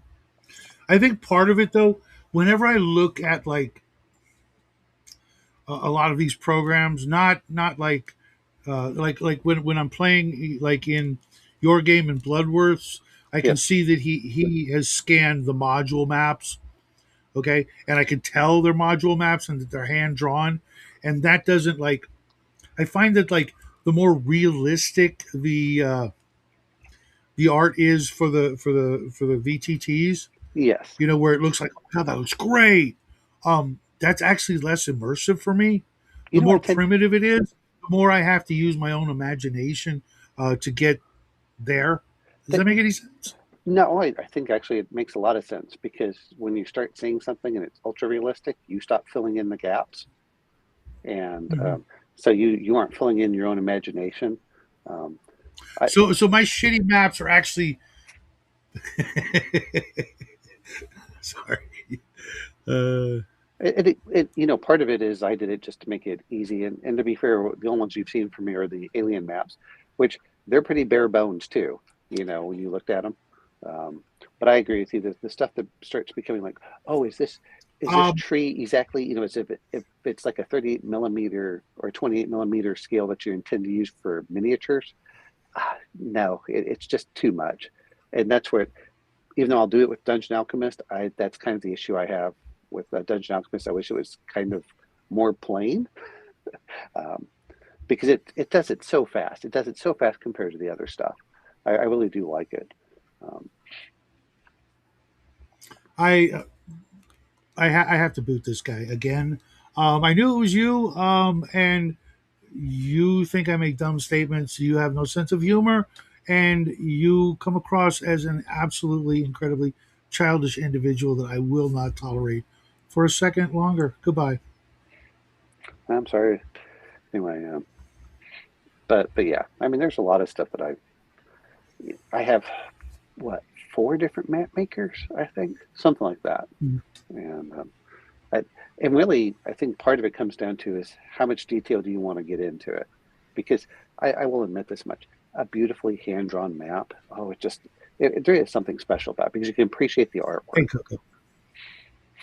I knew it was him. Talking about plus 10 metal. Do you know where to get it? Like you, like there's. Could you be any more freaking could you show me that you are the most immature childlike mentality gamer of all time? Where do you get plus 10 metal? Okay, first off, Are you playing um Rollmaster?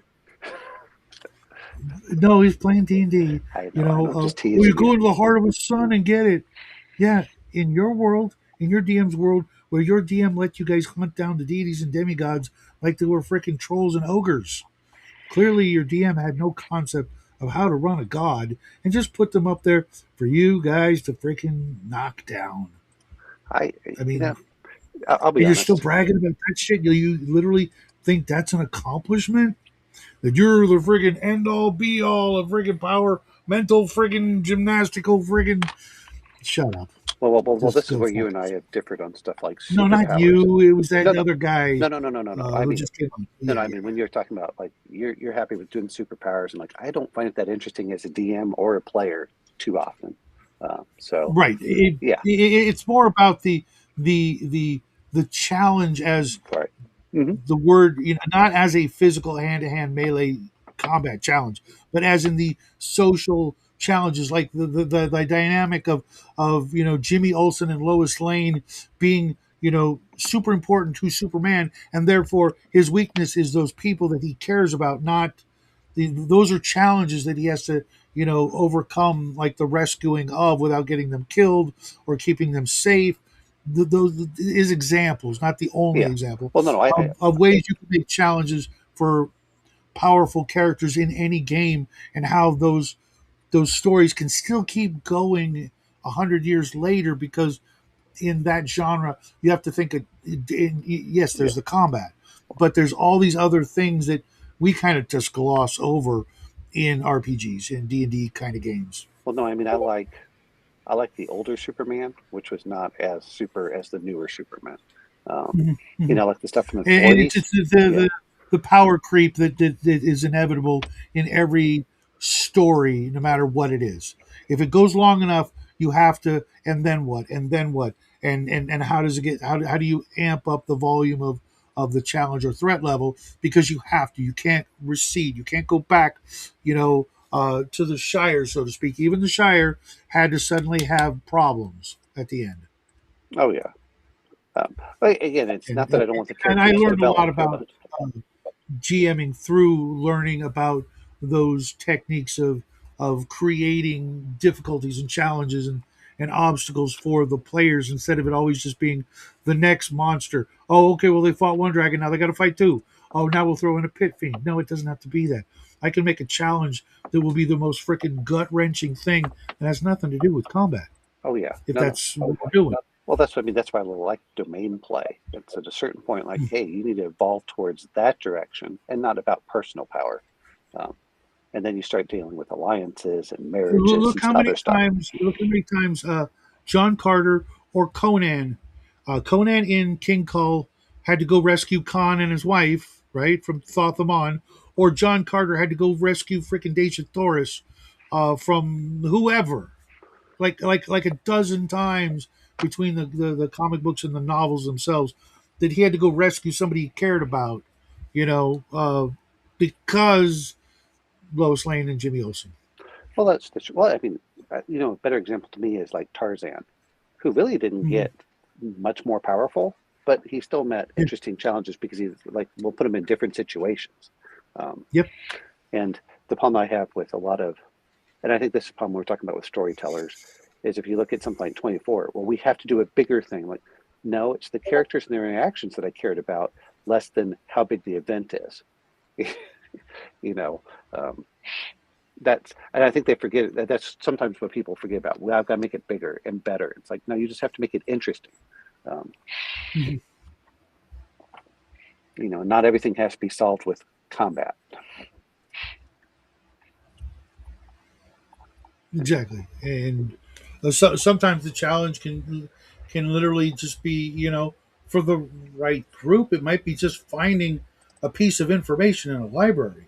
Oh That yeah, can be a challenge, especially if you've ever been to an old library, or even a new library, I suppose. Finding that piece of information uh, might not be where you think it is. I suppose you could make it fun.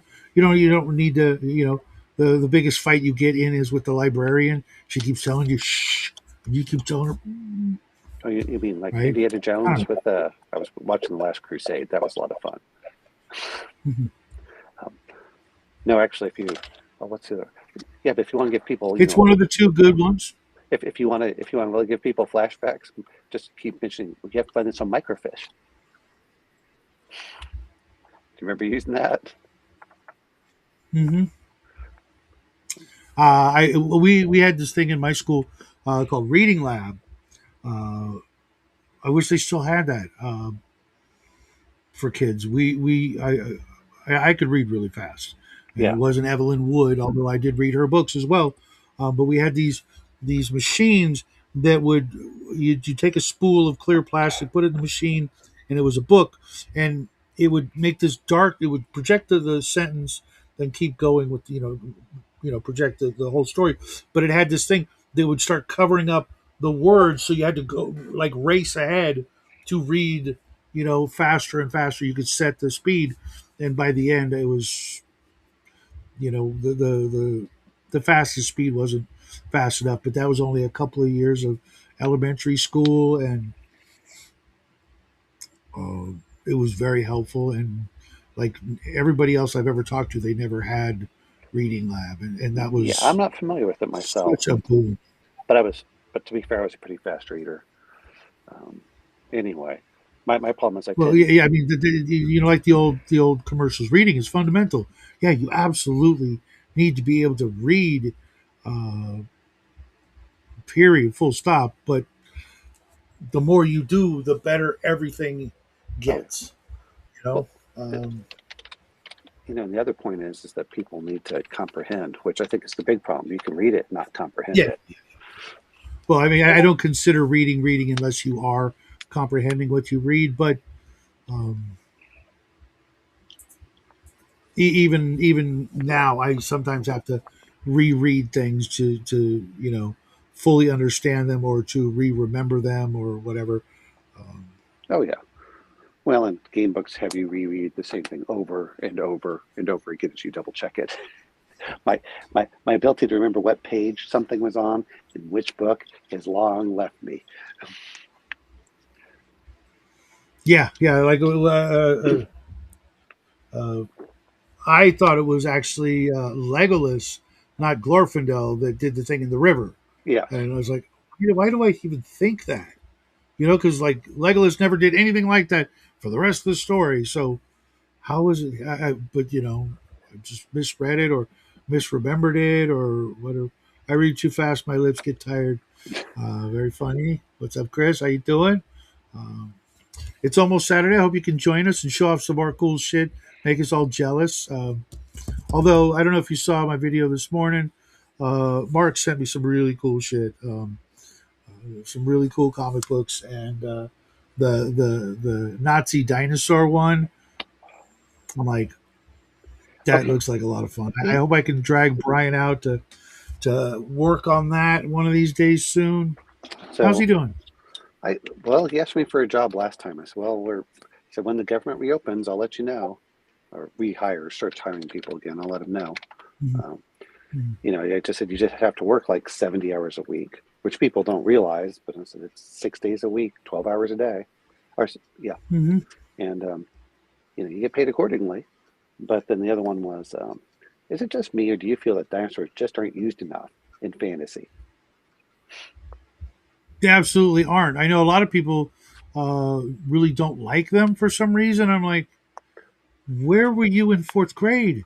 Oh, speaking of which, and it's completely ridiculous, Oh, okay, maybe that's it. but I got the mythic battles stuff. So they have the Egyptian, the Norse gods, and then the Greek gods.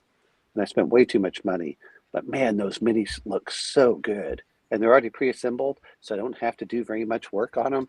I'm like, see, this is what I want to do. That's when I get inspired to paint.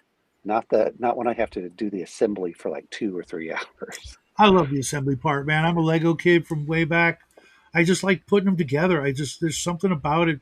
It's like I can screw up when I paint. I can Yeah. screw up really, really easily. But when I'm gluing the minis together, I get that sense of accomplishment. Like, hey, I did it. I put it together.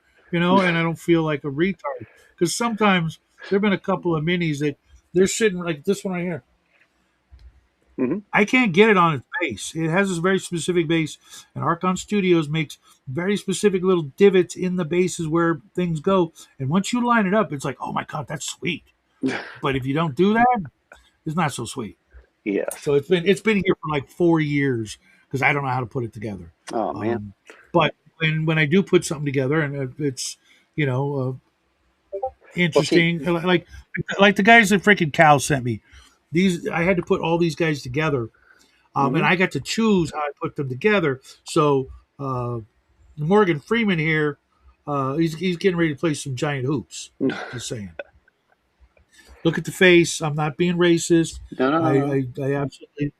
That's what I thought. It's like even without the paint job, it's like I mean, look at the hair. I mean, that's Morgan Freeman, freaking Sesame Street era Morgan Freeman. Just saying. So that's what I did. In homage, not to be I like a Morgan racist. I Freeman. could be racist plenty of ways. That's just not one of them. I like Morgan Freeman. But yeah, dinos, pirates, and ninjas. I Ninjas are may not overdone. want them, but when we did the ninja thing, when we Yeah. all were freaking weebs or whatever they call them these days, we loved it. It was fun, and every once in a while, like in the D&D game you're in, I throw some Oriental Adventures in there. Why? Because it works. It's fun. There's some fun Why? stuff about that era of or that version of the Middle Ages or Oh, medieval or feudalistic society that fits in. Like this is real nice fit, speaking of, and it works. have you watched Creation of the Gods? It's a Chinese film. Sounds familiar, but I highly recommend it. It's really cool, and Simulink. it's no, it's Chinese. They have two of the movies out. The third one comes out next year. I had to kind of find the second one on on other dubious resources because no one has it. But no, Hmm. but the first one, really good, and it's all Chinese, of course. It's subtitled, but man, Okay, I the definitely never saw it then. none of the CGI is awesome. The story's pretty good. I highly recommend it, and it's ridiculous. It's over the top. It's what everything you'd want I to have in there, and it has gods. It has um, demons. It has the second one has giants. It's really cool. Send me a link. I'll check it out. Okay, it Bad news. might be I on just Tubi. watched. I just watched Cadillacs and Dinos, Dinosaurs. The first cartoon last night, and it's a post-apocalyptic thing, and it's kind of cheesy. I'm sure the comic book is much better, but that's really hard to find and expensive. Funny thing is, GDW, who made Twilight 2000, used Twilight, not Twilight 2000. Was it Twilight? Yeah, GDW did Uh, Twilight 2000. yeah, Or wait a but minute, wait a what minute. is Was it GDW? Anyway, yeah, it was which one of them. one is the which that's the like post-apocalyptic traveler, right? I've never. Kind of, I'm not familiar. So. after like World War III or something, and everything's Oh yeah. crap. Well, Twilight 2000 is World War III. Okay, It's like the first couple of that's very years. much the vein, and they also made the Cadillacs and Dinosaur game using those rules. It could be, it's not really fantasy. It's well, I mean, it is fantasy, but it's not like traditional medieval Middle Ages fantasy. Yeah. Um, Dinos are just another big giant freaking monster. Lots of hit points, lots of teeth, can do a lot of damage. And if you throw some cool little bits of lore in there, um, they can be a lot of fun. For me, it's always been about the pterodon, the pterodactyl, the flying lizard that Yes. people can get on their backs, which they couldn't. But the idea that you could have like lizard men flying around on giant reptiles, or barbarians, or picts or whatever on freaking flying lizards. I mean, but they're not dragons, Fire and Ice. because Do that's you remember that's that, Fire? that's the next right. Exactly. Or some of the things in Conan and maybe even in Yep. Tarzan. It's just like there's something iconic about that sort of feel. Part Nazgul, part Conan, Khazar, whatever. Just there's something about that just uh, is for me is really exciting, and I could picture it being very Oh, scary. They're up there, you're down there. No matter where you go, they're gonna have the advantage. have you? Unless you stop and throw spears at them while they freaking come down on you. Height advantage, high ground, whatever you want to call it. Remember when life-size animatronic dinosaurs? I have pictures of my son next to life-size dinosaurs. People have no conception of how big they actually are, unless you've been out there. Like the Triceratops is like 8 feet Yeah, tall at the shoulder. I had a display a picture with the T-Rex with wings, fire breath, and even spell, and I got to laugh at the idea of fighting a dragon in D&D. Well, that's the whole thing. It's the ultimate, facing of evil. You know what I mean? Evil is like that. It's bigger than you. It's more powerful than you.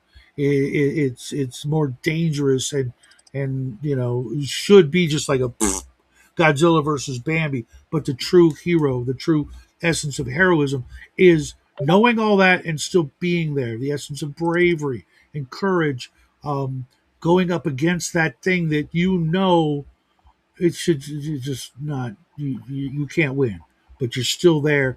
You're still you know defending the weak and the innocent.